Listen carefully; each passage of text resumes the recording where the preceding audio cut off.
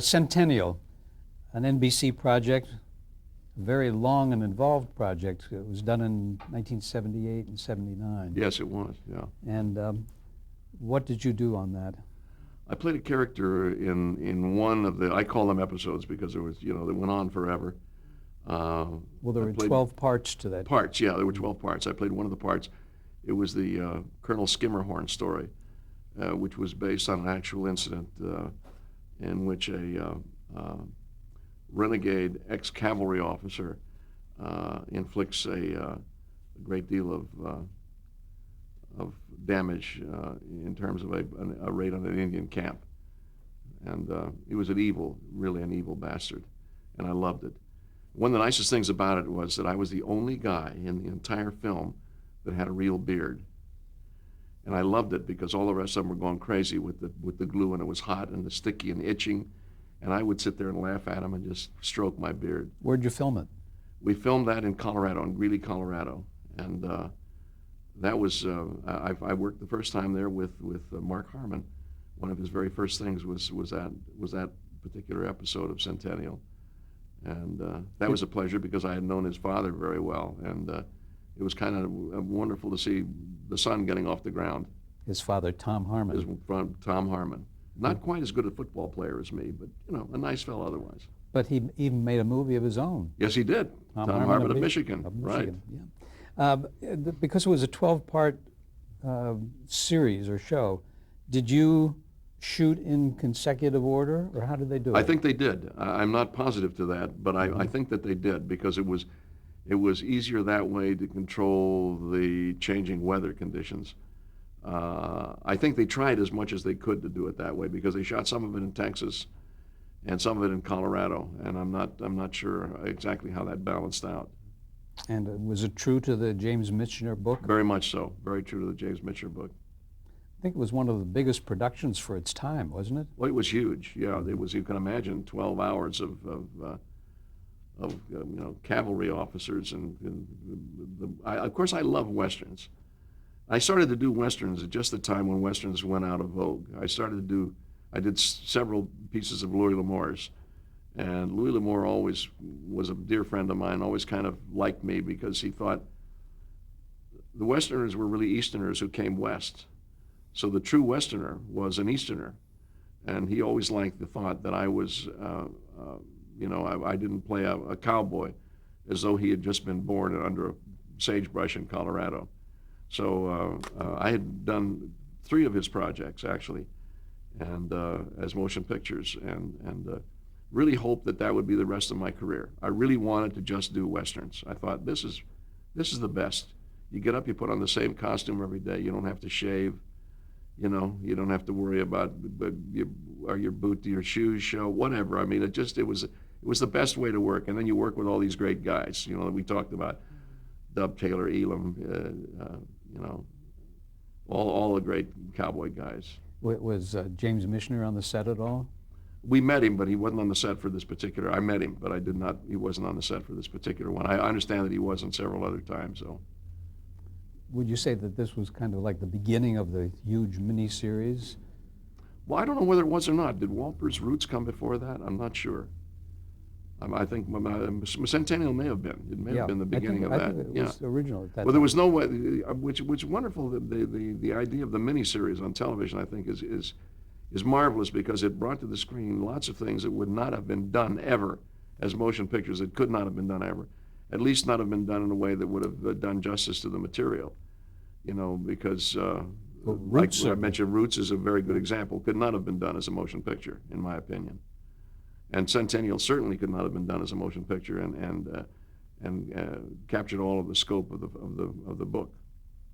It was very well done. And some of those episodes or segments were 2 hours and 3 hours. That's right. Yeah, they were broken up into that. It was not a set hour or 2 hours. It was whatever really it took to tell the story. What kind of critical notice did it get? I think it got terrific notice. I think it was very well received by the critics because it was done with a great deal of attention to detail. I remember one scene that I have to laugh about, although it's not really funny, and in what actually happened, but I was leading this cavalry charge down a hill. Now, I had done several Westerns. I don't pretend to be a writer, but each time I do a Western, I work out for at least a month on a horse before I go off to do it, because it's not like bicycle riding. Your body does not stay acclimated to spending an entire day on a horse. Because in motion picture, you spend 8 hours a day on a horse, and if you're a cowboy, you spend about 2 hours a day on a horse, you know. So anyway, I'm riding down this hill, and to my left and right, I have a corporal and a sergeant riding. On one side, I had a man who was a great cowboy and a real rider. And to my left, I had a young actor from New York who said, of course I can ride a horse. Well, the poor guy had probably never been on a horse, if the truth were known. So we're tearing down this hill. Riding a horse straight down a hill is about as difficult a thing as you can possibly do. A horse is not built for going straight down a hill or mountain. So we're into this gallop, and we had to come through this gate, the stockade gate. And so I told him, I said, hold your horse back because he's going to want to run. Well, this kid didn't know how to do that. So his horse kind of set the tempo, and we came down the hill about 4 times faster than I wanted to. Instead of coming into a nice gathered canter, we came down at a full gallop. And I said, now you've got to make sure when we turn into this thing, keep wide so that we can get through the gate. Well, each time his horse would bump mine, and I in turn would bump the cowboy on my right, who hit the gate every time. We did the take 3 times, and 3 times he was blown off his horse. And, you know, it goes back to the old story about can you ride. It goes back to Andy Clyde, who was on the Real McCoys. And he went in those days, they used to walk around in the silent movies with a suitcase with mustaches and hats and tuxedos. And so what do you need? You know, he went in to see a director, and the director said to him, can you ride a Brahma bull? And he said, how do you think I got here?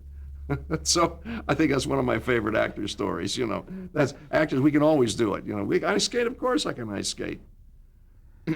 Who were some of the production people connected with that? Virgil Vogel, did he direct your episode? No, Virgil Vogel did not direct mine. Did Paul Bogart direct it? I'm not sure. I'm not sure. Vince McAvity did some of those. No, he was not. He did not do it. Harry Falk? No. And it was Universal Television Studios. It was, yeah. Yeah. Yeah. Okay. Let's jump to All's Fair, a CBS production in 1976, and you played Richard Barrington. Yes. And tell us about that part. A conservative newspaper writer. It was a May-December romance. It was what was the downfall of the show, really, the fact that women did not really understand this. Oh God, here I go again. Bernadette Peters. Bernadette Peters was my co-star, and it was a story of a very, very liberal photographer played by Bernadette, and this very arch-conservative newspaper writer. And the show lasted a full year. We had some untalented people like Michael Keaton in the cast, so I don't know why it didn't. You know, I know I can suggest why it didn't work, but. We were told later that there was an uncomfortable feeling. Women did not react well to the show because they didn't like the idea of this older man being involved with a younger woman, a pretty young woman. And that was an excuse they gave us because the show was canceled with pretty good ratings. I mean, in today's market, it would have been a hit, but it went off the air, and it was a terrific experience. So working with Bernadette is one of the great tiny people I've ever known. How did she come to the show? Do you remember? Was it? You know, I don't really know. It was very strange. This is one of those things where you really don't know how anything comes together. The pieces come together. Bob Schiller and Bob Schiller and Bob Weisskopf. Bob Weisskopf were the creators. Now they had written shows that I had done before, so I have a feeling there was some influence on their part to say we think this guy could play the role. And my contribution to that character was I grew a mustache. So that was my contribution to the character. You gave up the beard from the Western. I gave up the beard. I just shaved off part of my face for that character. What was it like working on the set on that particular show? Well, the sets were terrific because it was again, it was one of those shows. We did it with an audience. It was a three-camera thing, and It was a half-hour show then. it was a half-hour show, a half hour, and it was. I've never been a great fan with the three-camera show, only because I think it's terrific when you have a cast like Raymond or King of Queens, where the same people are there every week. But in those days, in the early days of television, when you would do that, you would look into the eyes of those people who maybe hadn't worked in 6 months, and this was their first job, and now they're coming out in front of a live audience in a very unfamiliar, atmosphere with the three-camera technique being what it is. You got to duck this shot and walk into this shot and miss this shot, and I would always feel very uncomfortable for them, because they would be terribly nervous before the show. And sometimes that nervousness would translate to me, until finally I said, I can do this if you let me go out and talk to the audience before the show. So I can get rid of the butterflies and just kind of get loose and say, we're all here, we're going to do the show, and let's get to work now and do it. But coming out before that, there would be always a little hesitancy on my part to really get into it for a little while. I would have to hear the audience before I really got into it on that show particularly. Did that help? It did, yeah. I found that was very helpful, yeah. I used it later to great advantage on another show that I did like that. Did you have any interference from the network? I mean, regarding the political leanings of the stories? No, not to my knowledge. I always played dumb. I let the producers and the directors worry about that, because that's what they're paid to do. And then I just nod and do what they tell me. I mean, I sound like I'm just going to be led around by the nose, which I can't be. But I do feel that there are certain battles that are unnecessary to be fought by me, certainly. Let other people do that battling, and I'll do my job. It was smart. Yeah. They did hire a political consultant, guy by the name of Ben Stein, who's got Ben Stein, whatever happened to him? No, Yeah. Ben was a tremendous help. He was the one that kept all the political commentary online, because he being the conservative voice, he would contribute greatly to the wording of my dialogue and to my attitudes towards certain things, political things. Do you watch him now on television? Yes, I do. Yeah, And know that you had a great I had a great deal. I had a great deal to do with creating his career. Yes. How long did that show last? Just a All single Star? season. Why did it end? Well, it was just, again, ratings. In those days, if you didn't have the ratings, you just went off. And as I said, most of the shows that went off in those days, if they had those ratings now, you'd be the biggest show on television. I know shows. I guess the mark was if you had a 30 share, you were safe. You were safe. If you got down to around 25, you were in trouble. I mean, it was silly. People would kill to have that kind of a share on a show now. Oh, now it would be the Super Bowl. Hope they can get a 30. Yeah. Let's go to It Takes Two, an ABC show in 1982 and 83. Ran 21 episodes. Uh-huh. You, again, were cast opposite Patty Duke. Tell us about that. Well, Patty Duke and I played parents of two very untalented young people named Anthony Edwards and Helen Hunt. And Billy Bird played the mother-in-law. It was a remarkable cast. It really was a remarkable cast. And trust me, the two of them were as good on that series as they are today. So we didn't have a chopped liver show. It was a very, very good show. But they were just starting out, weren't they? They were kind of starting. Helen had been around a while, and Tony was kind of starting out. But both very talented and really made a tremendous contribution to the show. That was a show that I thought would go on forever, truly, because of the chemistry and the writing, and we had Jay Sandrich was directing them, and Paul Witt and Tony Thomas were producing it. And we thought, this show will go on forever because it was good and had good ratings. We were on opposite a show that we were absolutely killing every week. Killing by 10, 12 rating points. We were canceled after the first year, and that show was Cheers. Cheers was picked up, and we were canceled. And we still, to this day, nobody can explain why. I still look at Norman Lear and say, Norman, why were we canceled? And he said, I haven't the vaguest idea. Was it his show? It was his show. Yeah. And there's another show where I chose to go out before the show and talk to the audience. I felt it was a way of kind of loosening up. Was it But then three-camera? I had to fight Norman's ego, though, because he wanted to talk to him, too. Was it a 3-camera show? It was a 3-camera show. Yeah, shot live. And you played a doctor? I did. Yeah. Yeah. And what kind of a... Patty, as I remember, played an attorney. Oh, yeah. Yeah. And did you have to research the role before you did it? Stethoscope. Right. Just put on the stethoscope. This business of research is difficult for me. When people say, they ride around in squad cars for 3 months to play a policeman. I don't understand that. Because a policeman is a human being. I've been a human being for a long time. I don't have to ride around in a squad car to be a human being. I put on a badge, I'm a policeman. I put on a hat, I'm a soldier. I put on I carry a bayonet, I'm in battle. That sounds like a smug reaction to those people who have another way of preparation. It's not. I respect what everybody does in terms of developing their thing, their work, how they get there.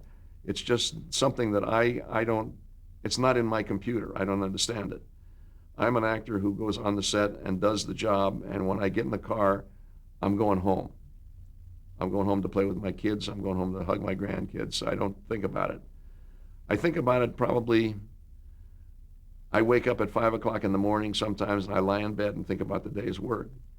Beyond that, I try never to take my work home. That's not my,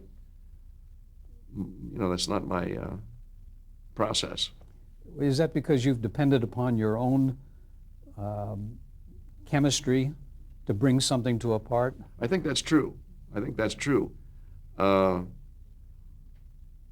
the other people are there, but in fact, I know that I'm alone. Walter Brennan said the art of acting is not talking, it's listening. And I think that as a result, I've been able to help a lot of young actors when they say it's difficult to learn the lines. I said, not if you listen to what the other character's saying. It's not difficult. Good advice. Just listen to what the other character's saying. And I guarantee you'll never go dry. You may not say the right line, but you won't go dry because you will have a reaction.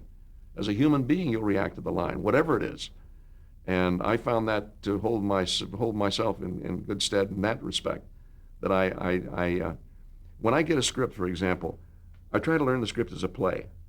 And I learn it from beginning to end, because never knowing what scene is going to be shot on Tuesday and what scene is going to be shot on Wednesday, and the end of the picture may be shot tomorrow. So I better know what the whole story is. And I don't learn it piecemeal. I learn it as a play. I learn the entire thing. And I have the ability to, within at least a day, I can go in and ad-lib a show. I may not give you word for word, but I can give you the story. I can play the character in terms of reactions and responses to the material. And I found that really is helpful in working with actors and explaining to them the process, which is a mechanical process. And if you sit there and say, to be or not to be, that is the question. I mean, it doesn't work. It doesn't work. You have to put it in the entire context of the piece, of the whole piece. So by doing that, when they say on Tuesday we're going to shoot the end of the picture, I say fine. Because in my mind, I've already played the first 8 scenes. And so I don't bring the burden of the responsibility of those scenes to the set. I hopefully have gotten there emotionally. I have reached that point.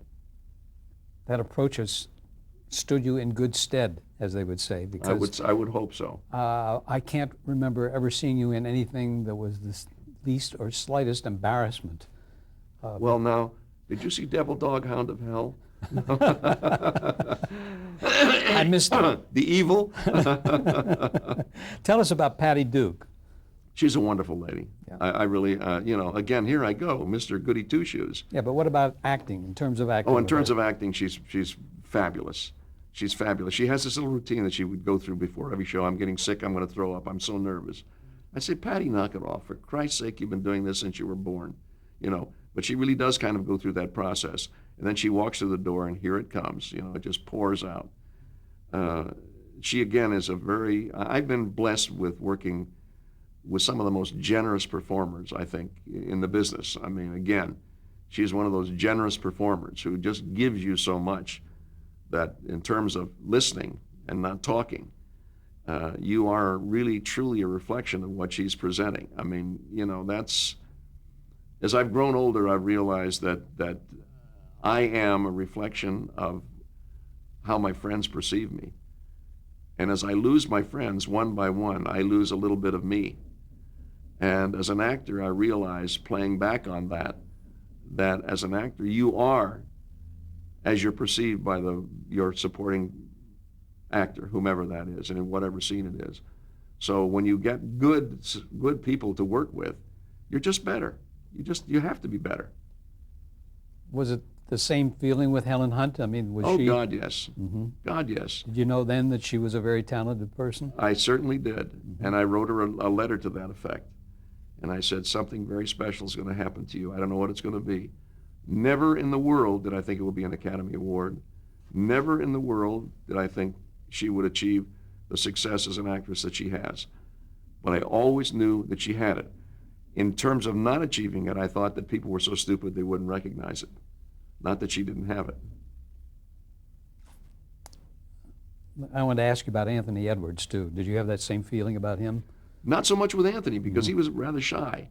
And it wasn't so obvious, because as you look at Anthony now, he is the least likely leading man you would ever think of, in terms of walking on the screen and saying, wow, that's a leading man. It's true. Anthony Edwards does not physically meet that criteria. And yet, there he is, filling the screen, filling it with his commanding performance.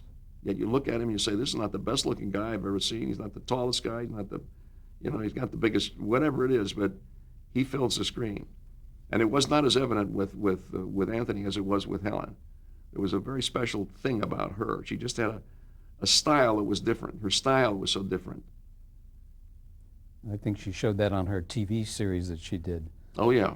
Oh, the TV series was the brilliant, but she and Paul together were some of the best ensemble acting I've ever seen. Mad About You. Mad About You was a wonderful ensemble show. It Takes Two that we're talking about here. How long did that series last? It Takes Two lasted 1 year, just 1 year. And why did it end? Again, ratings. Ratings. And as I said, we were on opposite Cheers.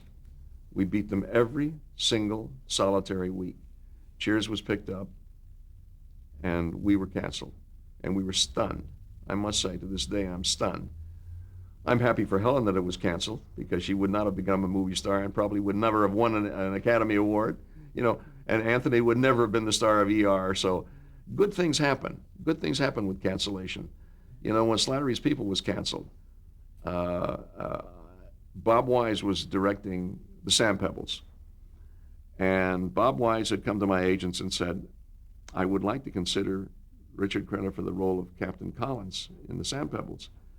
They said, well, you know, he's on a series, and that series has been picked up for next season. And he said, well, I'm really sorry. I would love to have had him in the film. The film was canceled. As I said, 10 shows into the second season. My agent called Bob Wise and said, excuse me, Bob, Slattery's People has been canceled. What's the situation with The Sand Pebbles? He said, the only role that I have not cast is Captain Collins. Send Richard over this afternoon. I went over, and 5 days later I was on a plane to China.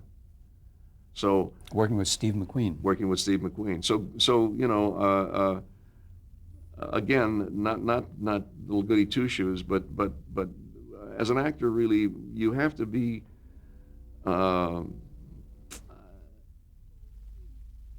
You have to believe in yourself. You have to believe that things happen for a reason. You know, it's hard sometimes to deal with that. You know, because we all think, well, how the hell did he get that role when I should have played it? I mean, I'm not so. You know, I used to sit down on a set and I'd pick up a variety and I'd read the variety and I'd say, how did that son of a bitch get that part? And I'm working. I'm not mad at him because I'm not working. I'm working and I'm mad at him. So I stopped reading variety. Don't tell them that, but I stopped reading it. That's why I stopped watching the news at night, because how many murders can there be? That's right.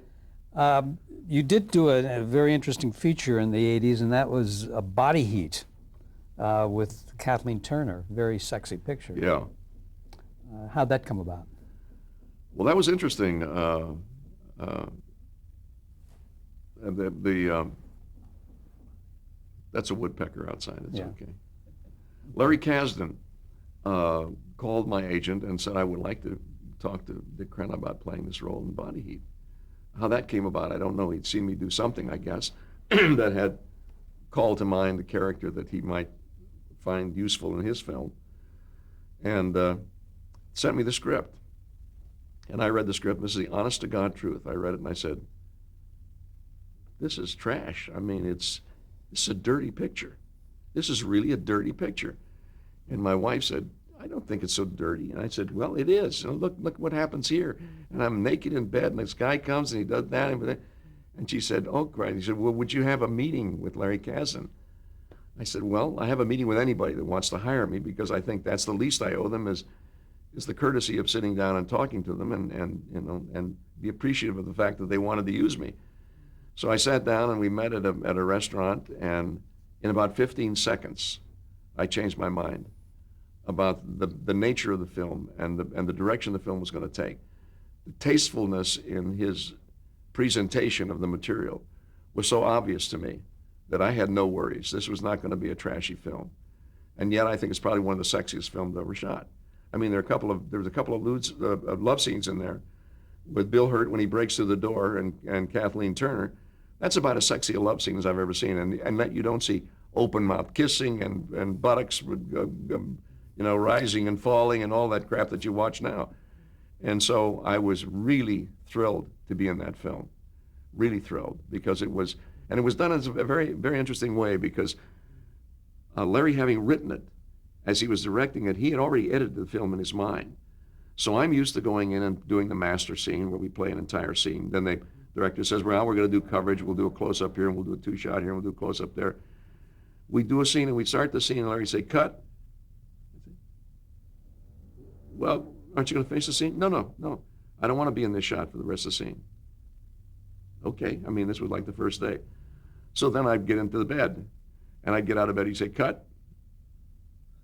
And he was so judicious in his shooting of the picture that it really, it stunned me, because it was a way that I'd never seen a director work before. But he knew every moment of what he was going to use on the screen. There was no wasted effort in shooting a master shot with a waiter walking by, and they say, wait a minute, let's do it again. The waiter blocked him. It didn't matter to him, because he knew that was not going to be in the picture. And the scene that I had with Bill Hurt in the restaurant, we shot it, and we rehearsed it once, and he shot it, and he moved the camera back and forth like this, and I figured, oh, he's going to do coverage now. He said, that's it. And I thought, oh my God. And it was on screen exactly what he wanted, and terribly effective. And you felt very comfortable in his hands, because you knew when he said print it, that you had done what he wanted. We're going to stop there for a moment.